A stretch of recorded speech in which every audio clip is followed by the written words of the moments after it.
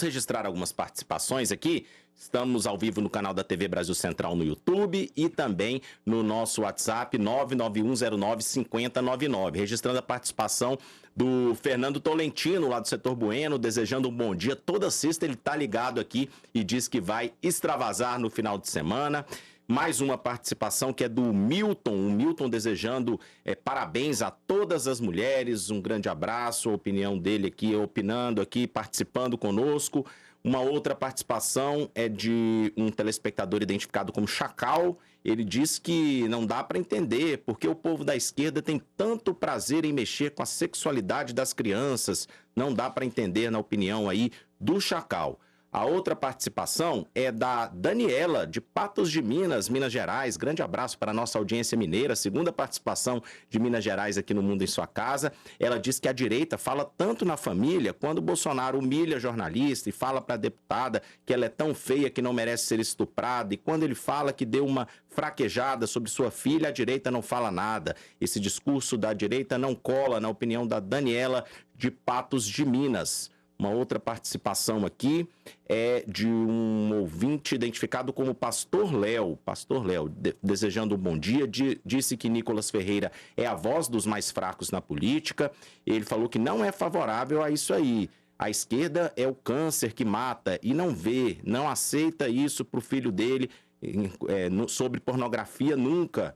Ele se referindo então ao livro O Avesso da Pele que a gente está debatendo aqui. Tem mais uma participação que é de um telespectador chamado Matheus. Matheus aqui participando conosco, dizendo que o mundo evolui, tem pessoas com muito atraso, querendo ou não, conteúdos são acessíveis. É importante que as crianças tenham educação sexual. Para de bobagem, não existe santo. E diz que está adorando aqui os comentários. E tá, opinião, mais uma opinião. E no nosso canal no YouTube, a gente tem várias participações aqui, muita gente. O pessoal tá no clima quente aqui no YouTube. A Maria Conceição, dizendo que na Bíblia também tem erotismo, vai ter cânticos dos cânticos. Tá falando gente ignorante. O Luiz Carlos, a Lília dizendo aqui, que Feliz Dia das Mulheres a todas as mulheres. E fala que o James incrementa muito para o programa. A Lília, sua fã aqui, viu, James? Obrigado, Lília. O Ezequiel tá falando que o livro tá falando do amor de um homem por uma mulher, de romântico e não de pornografia, está se debatendo aqui.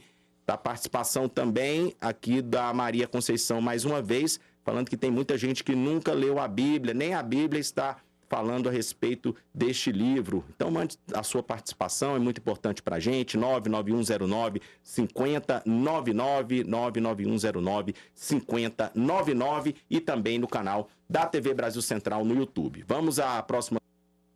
Falando aqui do Dia Internacional da Mulher e da gravidade da violência contra a mulher no Brasil, o Fórum Brasileiro de Segurança Pública divulgou nesta quinta-feira os dados consolidados sobre feminicídio no Brasil em 2023 e revelou que 4 mulheres morreram por dia no país no ano passado por motivos relacionados à sua condição de gênero. Ao todo foram 1.463. É o maior patamar já registrado no país desde 2015, quando a lei que tipifica o crime de feminicídio entrou em vigor e, consequentemente, o crime começou a ser contabilizado. As regiões Centro-Oeste e Norte têm mais casos. Ao todo, mais de 10.500 mulheres já foram vítimas de feminicídio desde 2015, aponta o levantamento. O crime de feminicídio é qualificado como homicídio decorrente de violência doméstica e familiar em razão da condição de sexo feminino, por menosprezo à condição feminina e ou discriminação à condição da mulher. Especialistas apontam, no entanto, que o aumento dos registros não necessariamente está relacionado a um aumento real de crimes. A conscientização das autoridades policiais sobre esse tipo de violência favorece a identificação correta nos boletins de ocorrência.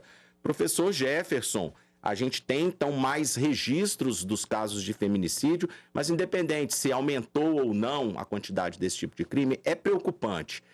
Uma situação dessa, de 4 mulheres vítimas de feminicídio por dia, como a gente disse, a cada 6 horas uma mulher morre de feminicídio no Brasil, é algo que a gente percebe que há uma falha no poder público, há uma falha das leis. Como se resolver isso? Como diminuir consideravelmente esses números aqui no Brasil? O que é necessário? Então, eu acho que a educação parte de um ponto essencial, né? A gente avança enquanto nação. Eu acho que nossa lei Maria da Penha, ela é referência mundial, Rafael, porque é uma lei mais avançada que foi construída na época, né? Eu acho que muitos países entenderam que de fato era importante isso, e ela só foi construída depois que a denúncia do caso da Maria da Penha chegou a nível internacional, aos tribunais internacionais, e solicitou que o Brasil construísse uma lei para proteger as mulheres. Eu acho que a denúncia aumenta também, Rafael, porque as pessoas estão mais aptas a fazer isso agora. As mulheres estão mais aptas a entender isso, e aquele discurso ultrapassado de que entre briga de marido e mulher não se mete a colher, está cada dia ficando mais na história. As pessoas entendem que de fato tem que meter a colher, porque se você não meter a colher, essa mulher vai acabar morrendo. As pessoas entenderam que aquela violência simbólica que acontecia dentro de casa, aquela humilhação na fala que acontecia dentro de casa, ou aquela repressão contra a mulher que acontecia dentro de casa, aquilo vai desembocar em outra coisa. Então, aquele namorado violento que, quando casar melhor, não vai melhorar, vai piorar. E os dados, Rafael, demonstram o seguinte, que o feminicídio é um crime previsto. Por quê? Porque começa com pequenas violências, as violências vão avançando até chegar o momento que esse indivíduo tira a vida dessa mulher porque ele se acha pertencente da vida dessa mulher. E a gente está falando aqui de crimes relacionados à violência doméstica, tá, pessoal? A gente não está falando de demais crimes. Existem dados específicos sobre mulheres que morrem em trânsito, em assaltos, em outros tipos de briga doméstica. Existem dados. A gente está falando só de feminicídios, que são crimes relacionados, que geralmente o indivíduo tinha uma relação com essa mulher, ou era namorado, ou era marido, ou já foi uma dessas coisas, e não aceitou um término, ou simplesmente a dissociação desse casamento. Então, assim, a gente está falando especificamente disso. E a educação é muito importante, sim. A educação é importante porque, inclusive, a gente tem que ensinar para nossos jovens que eles devem respeitar as colegas de sala, eles devem entender que o corpo da mulher é o da mulher, que a mulher não, que ela tem os plenos direitos da mesma forma que o homem, do ponto de vista político, sociais e educativos. Então, assim, a gente passa por vários aspectos. E eu acho que o processo educacional passa por isso também. Acho que passa pela qualificação e não por lacração, de ficar vedando ou censurando ponto A ou ponto B, ou de querer estabelecer a forma que a pessoa se veste, ou a forma que a pessoa pensa, ou o que as pessoas leem. Eu acho que a educação é um processo muito mais amplo e ele faz parte disso. E a gente avançou, viu, Rafael? Em perspectiva educacional, a gente avançou porque a gente tem campanhas educativas agora massivas em relação à violência contra a mulher e em relação ao feminicídio. Só que Goiás, mesmo sendo caído os níveis de violência como um todo, o nível de feminicídio ainda continua alto e foi o único que não caiu, infelizmente. Jamie Vasconcelos. Felizmente, né? Não, infelizmente não caiu. Não, entendi. Infelizmente não caiu.